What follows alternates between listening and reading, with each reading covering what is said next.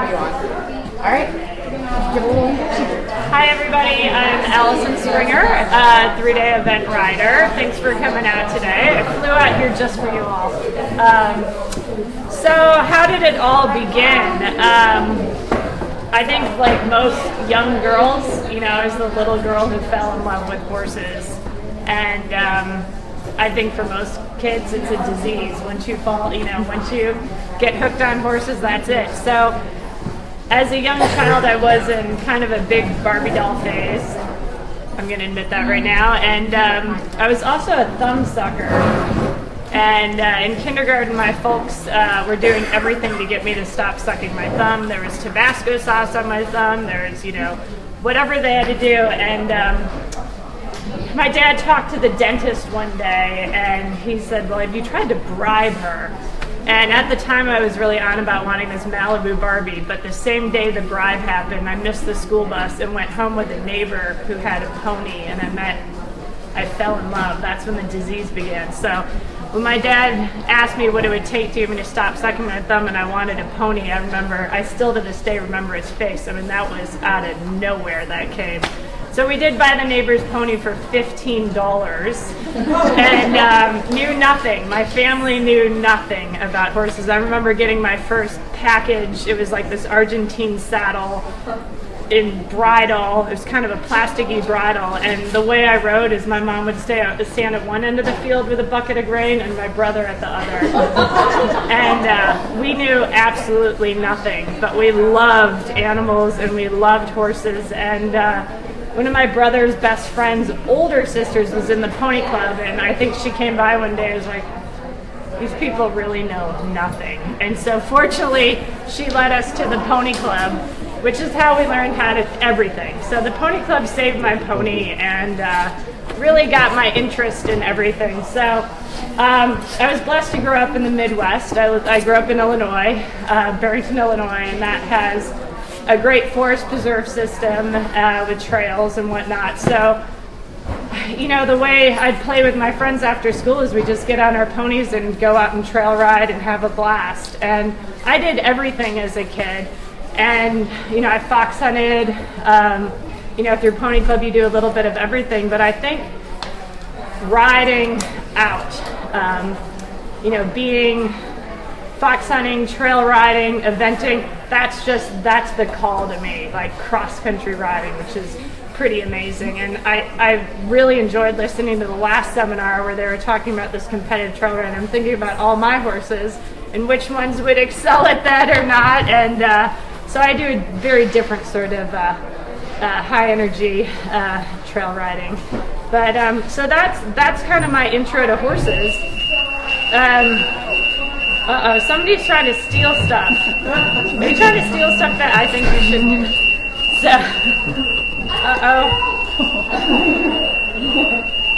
well, I'll just keep going. Is that distracting a little? Is that the fire alarm? Do we need to evacuate? Okay. Either we're burning down or someone's trying to steal stuff. Hang on one moment. We'll try to get that. Is there a way to turn that off or no?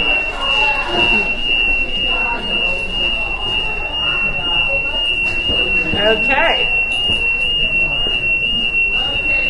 Can you all hear me? Do you want me to just keep talking through the alarm or? Okay. So I'm going to date myself now. 1984 Olympics had great equestrian coverage. So I remember watching on TV, and that's the first time I really saw. I was 10. I remember watching that on TV, and that was when the games were in LA. I almost can't talk through this. Can they turn this off? Can you use that microphone? I could try. Do you want me to? Sorry. Waterfall jump in the water at the LA games, and that was so cool. That was really neat to see the horses. And to me, I think at such a young age, I really recognized in the sport of eventing, the partnership it took to do all three of those phases. And I didn't know much about dressage then. And you know, of course that wasn't the most interesting thing to me at the time. But to see that, to see the cross-country face and see these horses come back and show jump, and I remember Karen Stives was, Mark Todd show jump clean. He was second place going to show jumping on Charisma. This is the first time he ever won Olympic individual gold, the first time. And he show jump clear, and this is, you know, he's probably not 7 feet tall, but he's a tall guy on a little horse and from New Zealand, show jump clear. Karen Stives, an American, had a rail show jumping, so she ended up with a silver medal. He ended up winning. But, you know, they had this wonderful hug and a kiss and a congratulation after, and I recognized, like, this awesome camaraderie of the sport as well. The partnership between people and horses, the connection between all the competitors there was pretty amazing. And that's truly what eventing is like today. So from 10 years old, I always had in my head, I'm like, I'm going to do that. I'm going to the Olympics for 3-day eventing someday. And it's so weird to have such a specific goal in your head. And even then, I still really didn't know anything. I thought that looked pretty cool to do. I evented, you know, I started eventing a bit more in high school, and I remember I had a friend who was going to this event in Canada called Bromont to do a 1-star, and I honestly signed up because I wanted to do it too, but I didn't even know what I was getting in. All this fitness and conditioning with the horses, and which was fun because I love galloping and going up hills and all that. And then we went to her house to watch a video of roads and tracks, steeplechase, roads and track, the whole thing. I'm like, we're doing that? Like, I didn't even know what I had signed up for at the time. I knew I wanted to go to Young Riders, and that was a cool thing to do. And then, of course, I was absolutely hooked. My dad and I had a fun road trip up to Quebec, and it was amazing. And eventing was a big part of my childhood and my heart and my soul. You know, education was always really important to my folks and to me. And my freshman year of college, I really thought I was taking my Young Riders horse out east, and they wouldn't let me, actually. They wanted me to do school and focus on that and have that, which to this day I'm so grateful to them for.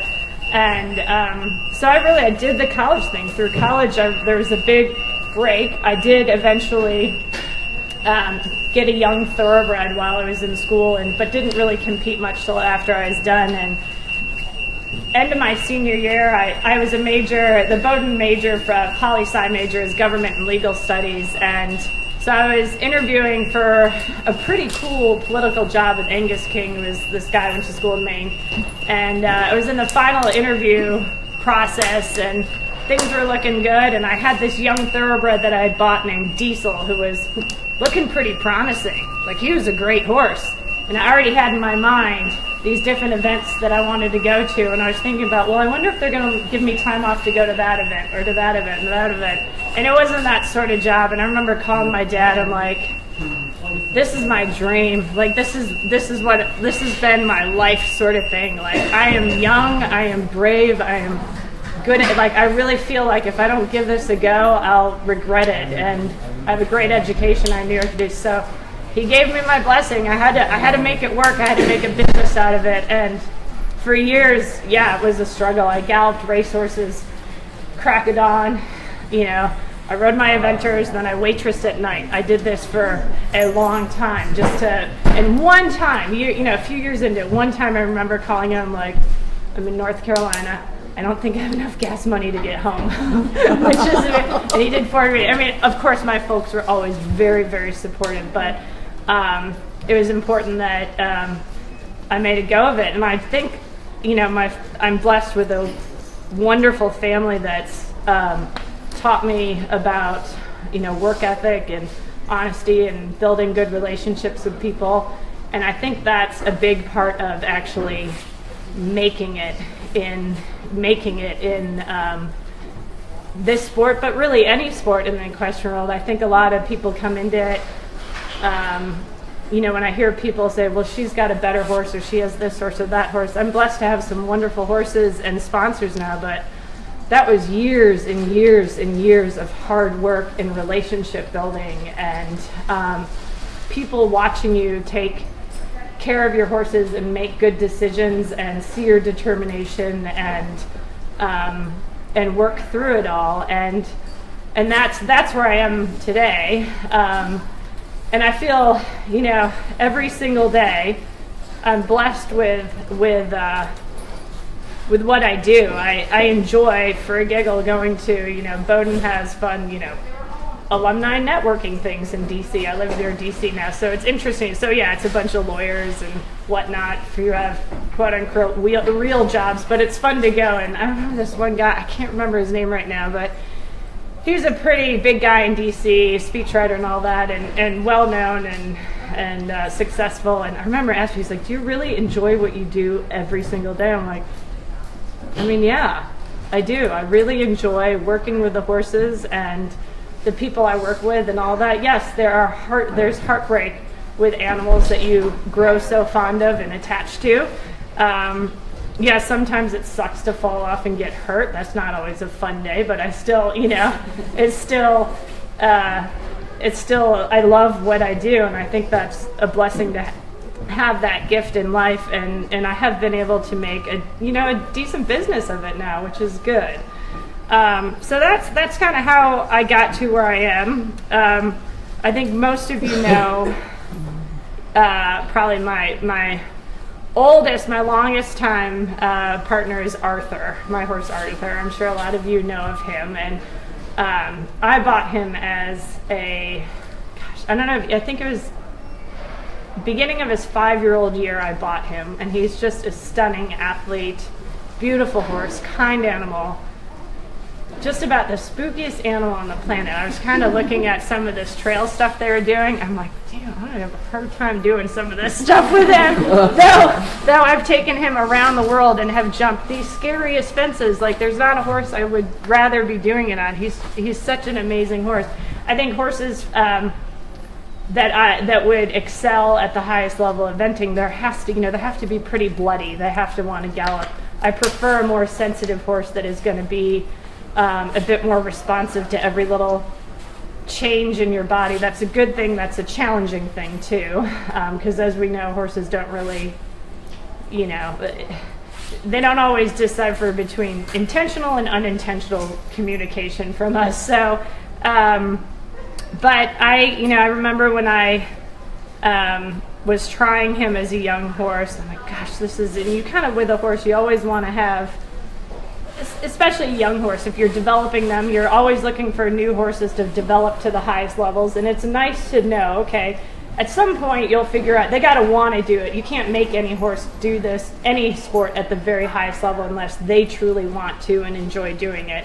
To a certain level up, just out of pure athleticism, it's easy enough for every horse to do it. And then if they get to a point where they don't want to go on beyond, but they've been successful to a certain level, or perhaps they like a different discipline better, I think we as their humans, as their friends, owe it to them, because we ask an awful lot of them, regardless of what discipline you're doing, whether you're doing this trail riding stuff or eventing or dressage or whatnot, to make sure they're truly happy in what they're doing. And I knew when I got Arthur, I'm like, okay, he is never going to be a young rider's or amateur's horse ever in his entire life. I knew this was one of the spookiest horses of all time.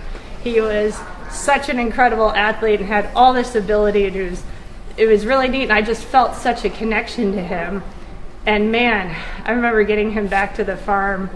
I bought him when I was in Florida working for the O'Connors, and I couldn't make it up from the barn all the way down to the field where they would train and do whatnot. I actually spent the whole first however many months working with O'Connors. Used to have a partnership with the Pirellis. They did a lot of natural horsemanship together. So I worked with Charlotte Dennis. She headed up all the Pirelli stuff in England. I worked with her a ton. Like, I couldn't even get eventing right away. I mean, I couldn't, he was so spooky, but it was that sort of just immediate, reaction. So we spent a lot of time getting him curious and a little bit more thoughtful about things, and just built a great partnership. And I think the dressage, he's known for how good his dressage is. And and I think that's what I'm known for. And really, it's because of that horse. He was so difficult. I'm like, surely if I get him trained well enough, then everything else will be, well, a spooky horse is kind of always a spooky horse. So he is so, and he trusts me so much. But he's just kind of who he is. And I don't mind. I love him. I think for all the triumphs we've had and the heartbreaks, all the stories with him, it's been worth it every step of the way. He's taught me more than just being an international competitor and traveling around the world and what that takes. He taught me so much. He was, being a nervous horse, he was really a more difficult case to manage. We know how sensitive these animals are. We know how easy it is for them to get ulcers and whatnot. If you give them grain, if you travel, if you keep them in a stall, any of that. Well, I fly my horses, I do a ton of, we're competing in some of the biggest venues, and keeping him, eating and healthy and whatnot was actually a big challenge, finding the right nutrition program. And this is my Buckeye plugs coming, because I'm so grateful to that company for making my horses such healthy, happy athletes. That horse in particular was so difficult to keep weight on and keep him eating. And with my sport, you have to get them very, very fit to compete at the highest levels. And it's easy, obviously it's like marathon runners and whatnot. You have to know them pretty well. It's hard to manage throughout all that. And this horse, Buckeye, has just been incredible, especially their equate. I feed a lot of the EQ8, their equate grain, and the horses just continue to eat. He's kept beautiful weight on, and I've had photographers at 3-day events thank me. They're like, you need to talk. They're like, you make it easy for us to take good pictures of you because your horses look so good, and that's a huge compliment. Yes, he's a beautiful horse, but all my horses look really good and healthy. And I think any time you have competitive ambitions, competitive goals, our ambition always gets the best of us as humans, and it's always important to make sure your horse comes first in the end. And sometimes like, I could just, get to that competition or this, but I think it's so important to listen to your horses and always make the best choice for their health and happiness first. This week, I don't know how much of y'all follow eventing or not, but I got it's been a teary week for me because Arthur's now 18. I've had him since he was 5. We've done 44 international, so I don't even know how many national competitions, but 44 FEI competitions is insane. I mean, that is a lot for an event horse, 38 of which we've finished. He's on track to go to Rolex next week. And my vet heard a heart murmur in him a week ago Monday after one of our gallops. He looks so good, and he is sound, and he's fit, and he knows Kentucky's coming. Like, he's got his dapples going on. Like, every April he knows he loves going to Kentucky. And you couldn't tell anything behaviorally, nothing. Like, he's so fit. He's recovering well after all competitions and fitness stuff. So he went and had an echo. I took him up to New Bolton Center in Pennsylvania. Dr. Ginny Reef is the premier cardiologist in the world. And so the initial testing, she gave me the thumbs up to go to Kentucky. We did a really long echo and did an exercise EKG where they actually hooked up all the monitors to him, and I went over to Boyd Martin's, and my main eventing coach is Philip Dutton, and we did a really hard cross-country school, and they were monitoring him throughout. And then at the end, Boyd has a track there because they wanted me to get his heart rate up pretty high to test it out. Well, I was whipping around this track. I couldn't get his heart rate. I mean, he's so fit. Like, the fitness I do, I need a pretty good hill that we have in Virginia. So we got it up once pretty high, but I'm like, the heart's going to check up, and I'm going to break him down trying to get him fit enough to go. So But Ginny Reef was really happy with the results of that. She, in my initial discharge, said that he could go and compete. The only question mark was we didn't really get his heart rate up into that 200 zone for a long enough period of time to test it out. So I'm like, if there's any doubt, let's redo this. So I went up again this week, and we actually went up Nelson's Gallop, which is a gallop in Pennsylvania. All the steeplechase and 3-day eventers used to help get the cardiovascular system right up. We did that. He recovered like that. It was amazing. He's so fit. After the second time up the Gallop, I trotted right over to the vet, said, listen to the heart, sounds good, no irregular heartbeats. Went to Boyd's. Poor horse had a cross-country school because they wanted all the information. They wanted to test him. I'm like, this is not what you do the week before Rolex. You don't do that hard a day, but I think it's important, of course, everyone was really pleased. He was great. It's probably one of the best cross-country schools I've had. He just was on it, going to all the jumps, so happy.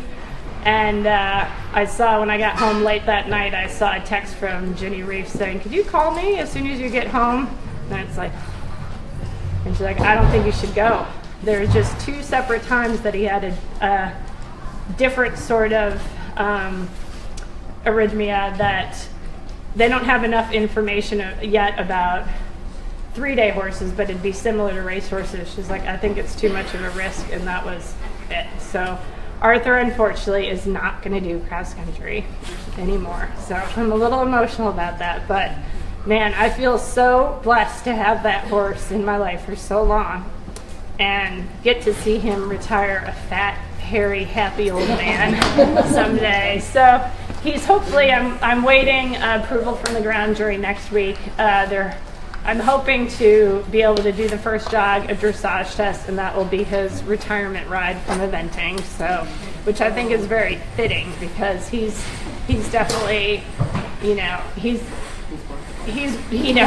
that's kind of a showcase, and people love watching him there, and I think that would be a nice tribute to him.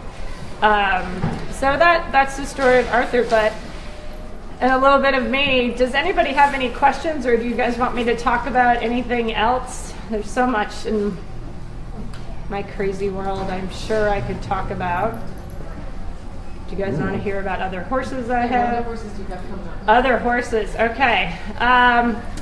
Right now I have, so the next 2, Mr. Sydney Rocks, I still own Mr. Sydney Rocks, but we're actually going to sell him as a jumper. He was a horse that we were hoping would be a Rio horse. Really, really, really beautiful, tall horse, great jumper. I think he's best to focus on his jumping job. So he's one that is actually for sale as a jumper and doing very well, doing meter 35 stuff right now and ready for our smaller Grand Prix. He was a bit challenging in the dressage, which is something I'm really good at, but I think he's a horse that is happiest. Again, this is going back to the horsemanship of things. I think we ask a lot. Horses do for so much for us simply because we ask them to do it. So I think that we have to put it upon ourselves to make sure they're doing what they're happiest and best at excelling at. So I think I've kind of rerouted him this year into the jumper world, and he's doing really well. I think for his mind, Arthur's a sensitive horse too, but I think Sydney Rocks is a horse that really likes just understanding, his one job. So the next 2, I have 2 9-year-olds right now that I'm excited about. One is Lord Willing.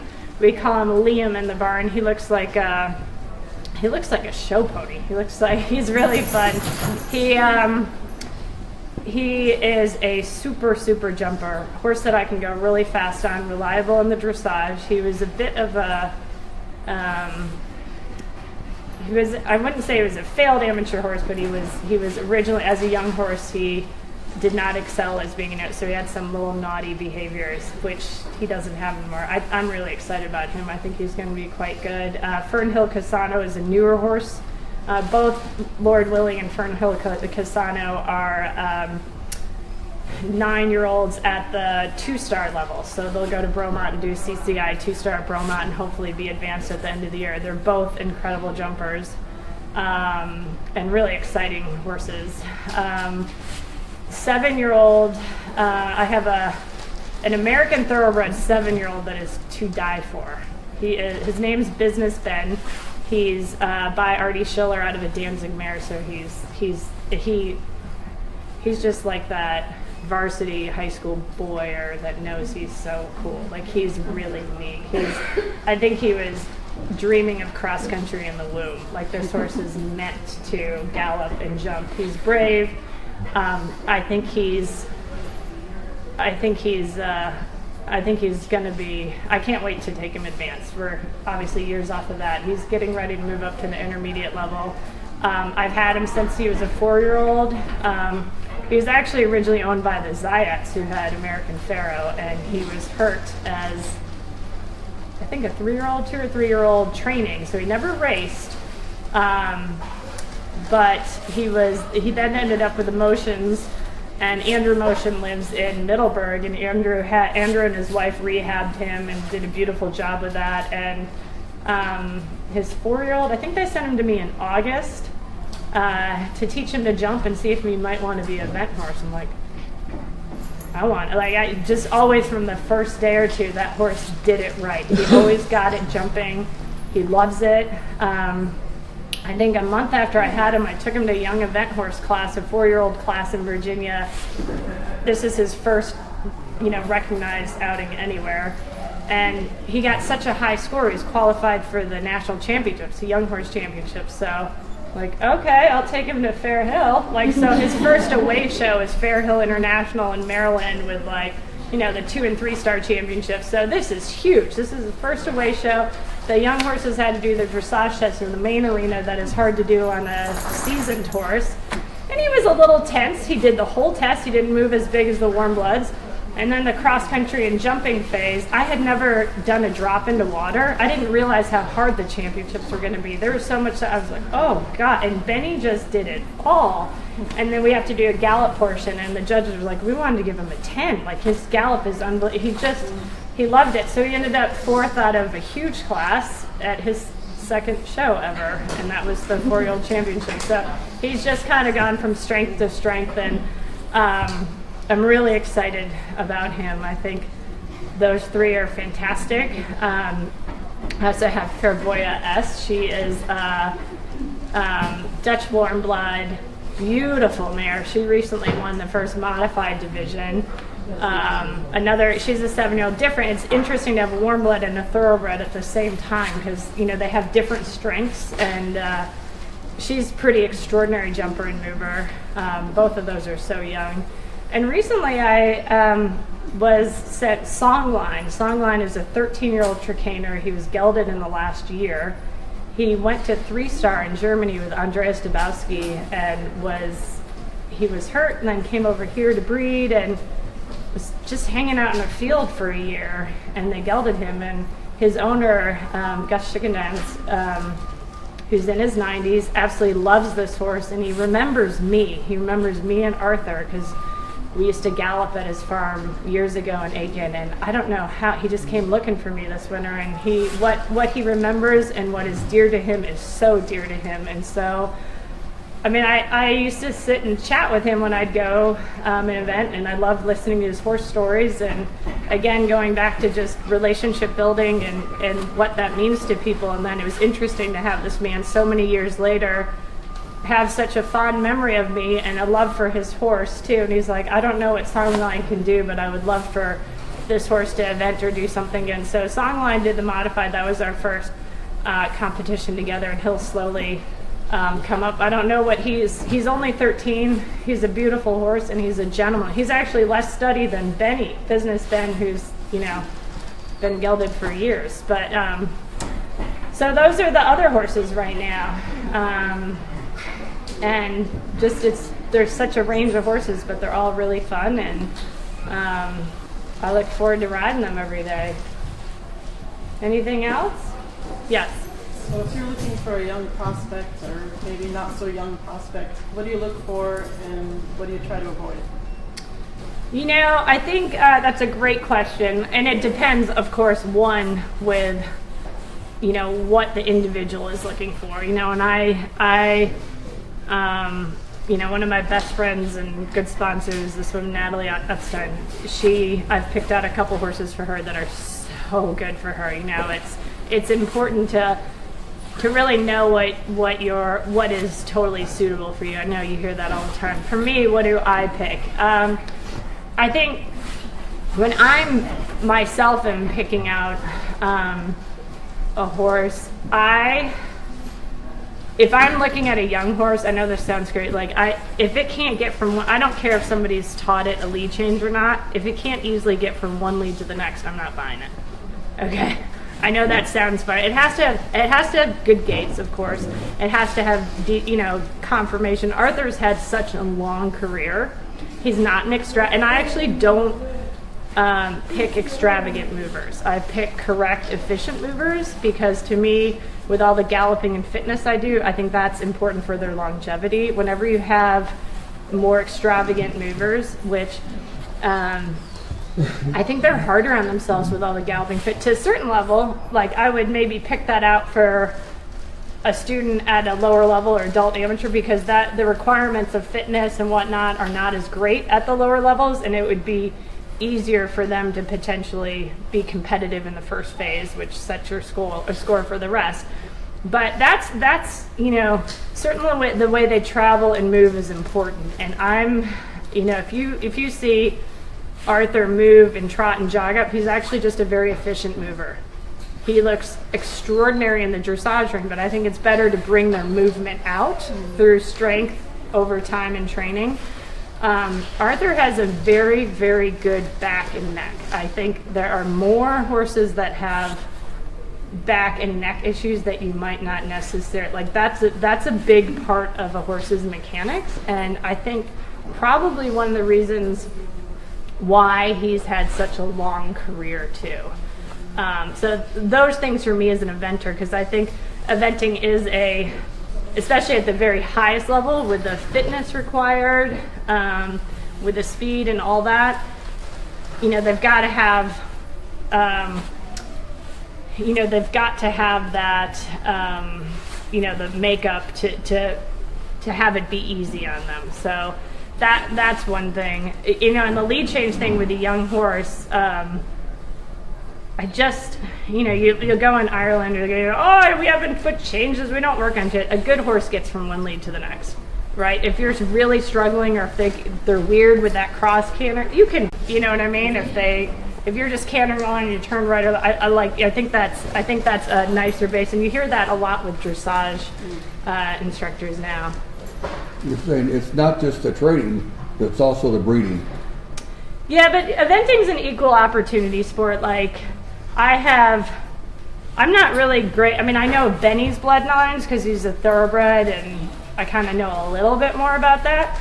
But I have a Dutch horse. I have a Belgian horse. I love Irish sport. I really love Irish sport horses because I think between the thoroughbred and then the Irish draft is a more sensitive draft than, in this country for students, I would pick out, North American draft thoroughbred cross, which is a little bit duller, which is better for young riders and amateurs, I think. That's the Irish sport horse gives that little bit of bone and good feet, and Arthur's an Irish sport horse.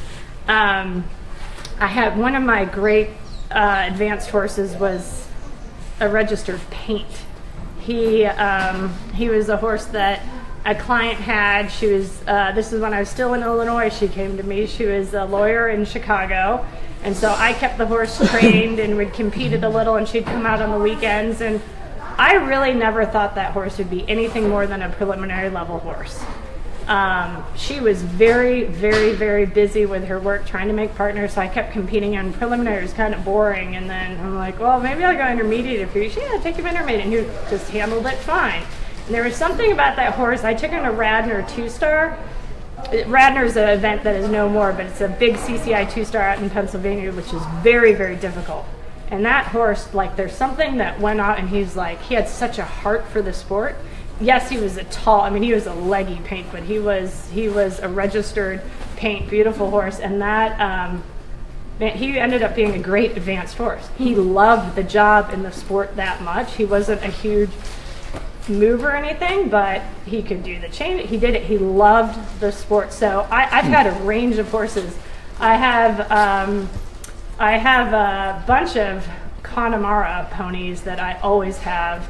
And there's a couple that have been bred for me out of one of the Connemara mares that are a Connemara English warm blood cross. So those are coming to me. I have a 4-year-old coming to me.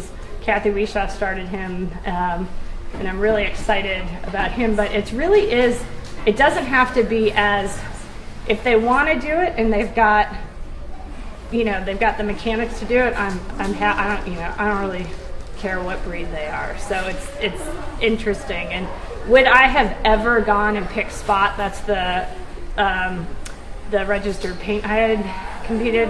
I would never have picked him for me. I didn't really even enjoy riding him at first because he was a bit sour and dull, and I think maybe just bored in his work. And as I kind of upped the challenge of stuff, he was like, this is interesting.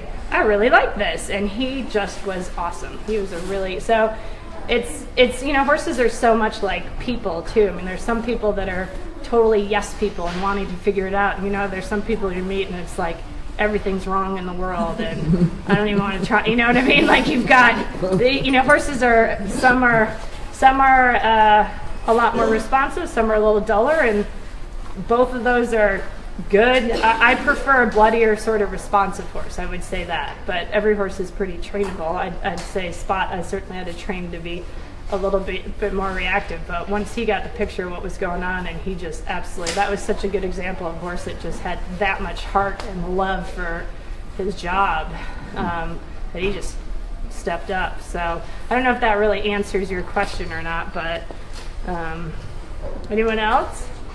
Do you have a favorite place to compete? Oh, sorry. What did you say? I was going to ask, do they have, the level that you compete at, do they have to be papered? No. Unfortunately, some of our pictures didn't come up. So one of my best horses was this horse named Destination Known. His barn name was Burger. We don't know what he was. He actually was a rescue from a killer yard out west. So that was another horse with such heart. He was a good jumper, and that horse, he was like the fun, gregarious frat boy in the barn. He was I don't even know what, I called him a thoroughbred. That's what, they do have to be registered. They have to have an FEI passport, but your FEI passport, you have to have that for international. FEI is the international governing body for equestrian sports. So when I do these international competitions, I have to have an FEI passport. But I've had a number of horses where sire and dam is unknown. And we take a guess at the breed, but no. So it doesn't. I know Arthur's stallion. His mother is named Kelly. And she was, so I don't really know her registered thoroughbred name. Supposedly she was a really hot, sensitive thoroughbred chestnut mare. Go figure. And because his dad was a little drafty Irish horse. And he's a really tall, beautiful. And it's funny, when I bought Arthur, I'm like, oh, he's a nice size for me. He was just almost 16'2". He's a solid 17 hands now. And that was as a 5-year-old. He was just below 16'2". And the Chronicle called me last week because they were doing their Rolex write-up. They're like, is this for 16-1? Really? I'm like, no. So as a 4-year-old, the people who owned him before me had registered. He really was 16-1 as a 4-year-old. So it's interesting how much they changed. What was your question? I just want to know if you have a favorite place to compete or a favorite place to compete. Well, I think one of the best cross-country courses in this country is in Michigan at Richmond Park.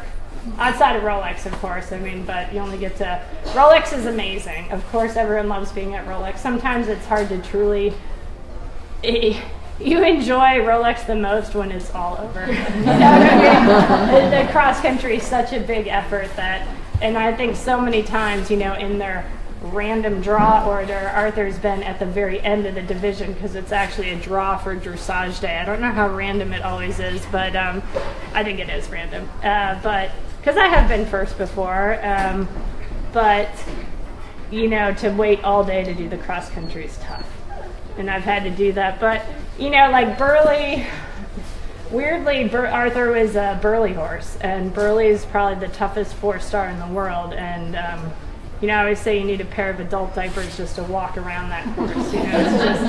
It's bigger, but he's, those big scary fences at the end. The Cottesmore Leap, which is the big ditch and wall that they can drive a Range Rover through the ditch that you can jump. He just pops over it. It's unbelievable. It'll spook at a spectator outside the roping and get me off. It's tough. But so Richland's a great course. I think some of the best competitions in this country are Carolina International in Southern Pines and Plantation Field in Pennsylvania. I'm one of the original founders of Pro, which we are transitioning to Eventing Riders Association North America at a Rolex. So we're kind of transitioning into the voice for all event riders, not just the pros, but because there's really a need in this country for a unified rider's voice, especially with stuff that we've had to, issues that have faced this sport. So I think, Carolina and Plantation Field, certainly Plantation Field used to not be a good event, very good event at all. And that was one of Pro's first events that we took over to try to make a better competition for everyone involved, for spectators, for owners, for horses, for everything. It's probably one of the most fun events to go to in the country. Same with Carolina. They do such a good job with it. So I've worked really hard to promote the sport in this country, increase the level of safety and enjoyment for everyone. So guys, Era of NA. Go check it out soon. So I think our website's just up now, so it's still new, but that's coming. But yeah, there's great events in this country now. Anyone else? Yeah. When you're in the moment of like doing that takeoff for those huge jumps that just we do the wow to. Yeah. And then you're in that suspension mode. Like, are your thoughts like ahead, or are you like kind of critiquing right at that moment? Everything is feeling okay until you feel the land. Like, what is your mind doing right in those moments? It depends on what's coming after the fence. If it's just a gallop jump, I'm thinking about quickly getting away from that. I'm never worrying in the air if my horse is going to land or not. That's not, if I, we have a lot of big combinations to do, so certainly if you're in the air over a big fence and you've got to land and you turn to this, little skinny or something like that, and really thinking about your position, landing. Horses get an enormous amount of confidence jumping, knowing they have the canter they need to do the fence, that the rider's going to be in the middle of them, okay, and that they have access to their top line. Horses are pretty good. We make it harder for them jumping when we're trying to do stuff. People think you have to do so much more. Yes, the hard part is making sure they have exactly what they need to do the fence. I would say like a fence like the Cottesmore Leap I was talking about. If you go and look at that, anybody, even the riders jumping it, like it is so big and scary. So how do you jump a fence like that? Do you sit there and worry about it and then just flail at it and think it goes well? It's not going to go well that way. So what do you need for your horse to jump it well? This is the canter I need. This is the approach I need. This is the balance. I know I can do all that because of all the flat work and training I've done with that horse. If I do that, and that's there and I'm in the middle, like I make it easy for him to jump well. The people that don't jump well like panic and are doing something ahead. Oh my God, there's another stride, or I got to gallop. Yes, you want to see a distance and do that, but most importantly, horses can do pretty extraordinary things if you make it easier for them to do it. We as humans tend to make it harder sometimes. So, but yeah, in the air, it's just really enjoyable galloping and jumping. Especially those horses that are so bloody that just love doing it. It's such a nice feeling just galloping. That's for me, trail riding, fox hunting, just enjoying the horses. Feels good. Yeah.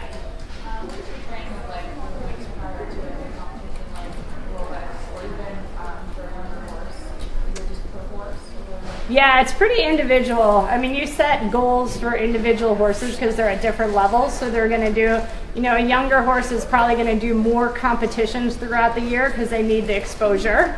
and it's not as high a level of fitness requirement. A horse like Arthur, in the lead up to Kentucky, since he's pretty experienced, in the last couple of years, he's only done really one or two recognized events. Last year and this year were the same. I did the Wellington Eventing Showcase down in Florida in January. That's not even a recognized event. The dressage test and the show jumping are about as hard as we're going to see all year outside of Kentucky, and it's in a small arena. The cross country is an advanced cross country, but it's shorter and lesser speed because the property it's at. But it's great for a horse like Arthur because that's as scary as it gets, right? So that's a good experience for him and less pressure on his body.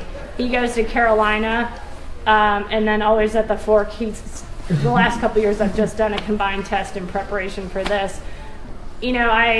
Once you understand what and horses very individually what they need fitness wise is important. I know Arthur so well, so I know what sort of fitness he does.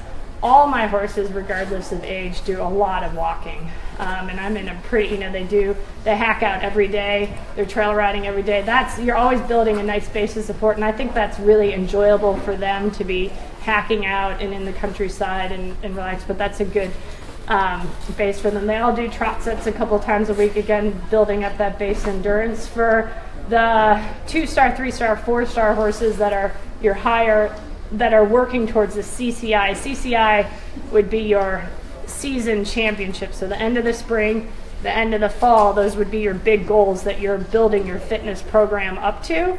Those are longer cross country, tougher. So typically in your last 6 weeks, I'd say my last 9 gallops about, I'm trying to really spike the cardiovascular system. Up until that point, I've done longer, slower canters, getting that base of endurance, and then in those last gallops, I use a hill.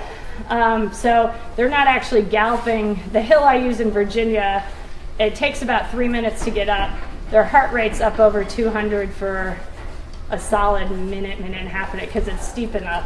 So they only go up that hill twice, and that's their gallop for the day. I remember when I was in the Midwest on flat ground, we'd be doing 3 9-minute canters. That's such a crazy way. Easy way to break down a horse too. Like you don't want to. It's better to get the system spiked well, and we know this even from our own fitness. Yeah, going out and running, jogging miles and miles, yeah, there's something to be said fit, but if you want to get really fit, you add sprints to it. You keep spiking up and that's, for the horses, it's a much better way to keep them sound and take the pressure off their legs, because if you don't have the hill, then you have to go fast to get their heart rate up. So, and I think speed is always tougher on them. But, this past week I was lucky to have, Richard Pickin has helped me with the jumping. There are a number of different instructors that I use. Richard goes to a lot of the events. He helps Boyd and Philip and Will Coleman and whatnot with their show jumping as well. So he came out to the farm on Tuesday, and, I jumped 6 horses with him, I think it was. And so if that'll happen, the horses typically jump once a week and do flat work a couple times a week, and fitness a couple times a week, and most of those days they're doing a long walk trail ride in addition to that, and one of the days would just be a fun trail ride for them, usually the first day after a day off. So, but keeping them happy and listening to what they need is important. Anything else? Yeah. When Arthur was young and early in his training, did his spookiness transfer to over fences, and did his spooky nature ever make you kind of second guess his future or potential as an event horse?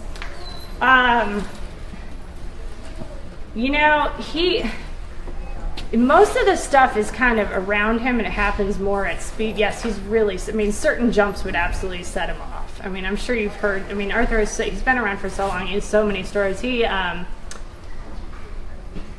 think it's a good question, because there are enough times where people are like, oh my God, why, it's not meant to be that hard. There are so many things that became so easy to him too, though. You have to think about that,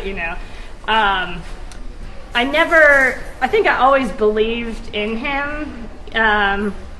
He was so spooky, and he always has been very, he continues to be very spooky. I know him so well that typically I can tell what's gonna happen.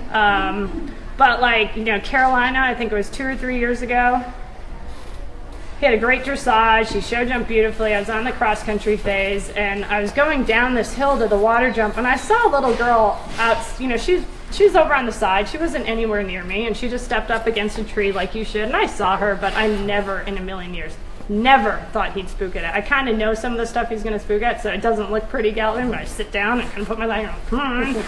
And it was fine. He was galloping along, and as soon as he got under a side eye, and he just darted sideways. I'm like, douche! I hit the ground. So like I never saw that coming. I'm like, God bless it, horse, you know. And Lemuel and it's weird because the stuff you would think would be so spooky for him. Like Lemuelen is a big event in Germany. Like there's crowds, tons of crowds there, and they had this water jump that was so long. You know, you go in and out and jump and go, and there's like people just lined up on the side, and they had the camera on the zip line right overhead, and man, he nailed it. Like he was amazing. All the jumps, he was great. They had a gallop lane that was probably 2/3, 3/4 of the way around the course. That was narrow. It's pretty narrow. He gets a little more nervous when it's narrow, especially at speed. And one side was just roping, and there was cross-country warm-up on that side, which is fine. The other side was a hedge, and there was parking for spectators, and someone slammed a door on the other side of the thing, and he shot through the spectator roping. Of course, I'm in Germany, so this is like German-engineered roping. This is not like stuff that goes ping. I'm like, what is going on? I hear this like zing, zing, and these stakes are coming up. I'm like, oh my God.